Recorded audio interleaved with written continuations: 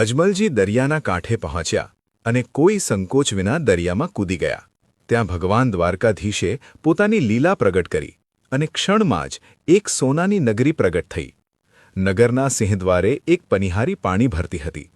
અજમલજીએ તેને પૂછ્યું, બહેન, આ નગરીનું નામ શું છે? તેણે જવાબ આપ્યો, આ દ્વારામતી નગરી છે, જેને દ્વારકા કહેવાય છે. સોનાની નગરી જોઈને અજમલજી મંત્રમુગ્ધ બની ગયા. આગળ વધીને તેઓ રાજમહેલના દ્વારે પહોંચ્યા. ત્યાં જય અને વિજય નામના ચોકીદારોએ તેમને રોક્યા.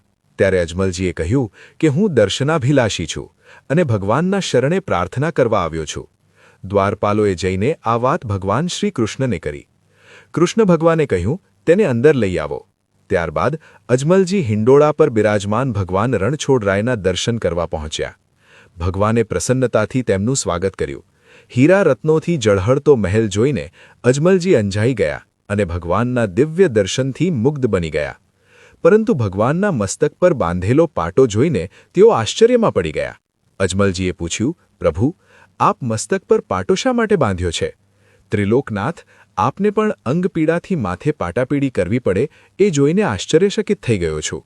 ત્યારે ભગવાને કહ્યું, આજે એક મારો ભક્ત આવ્યો હતો અને તેણે ભક્તિમાં ભાવાવેશથી મને લાડુ અને દૂધની જારીનો ઘા કર્યો, તેથી મારે પાટો બાંધવો પડ્યો છે. આ વાત સાંભળતા જ અજમલજી ધ્રુજવા લાગ્યા. તેમને સમજાઈ ગયું કે તે ભક્ત તેઓ પોતે જ હતા. હવે જે ઈચ્છા લઈને આવ્યા હતા તે કેવી રીતે વ્યક્ત કરવી તે વિચારી તેઓ નિશબ્દ બની ગયા. આગળની કહાણી હવે આપણે નેક્સ્ટ પાર્ટમાં કવર કરીશું. મિત્રો, તમને અમારા વિડીયો પસંદ આવતા હોય તો વિડીયોને લાઇક કરી કમેન્ટમાં જય રામાપીર અવશ્ય લખજો.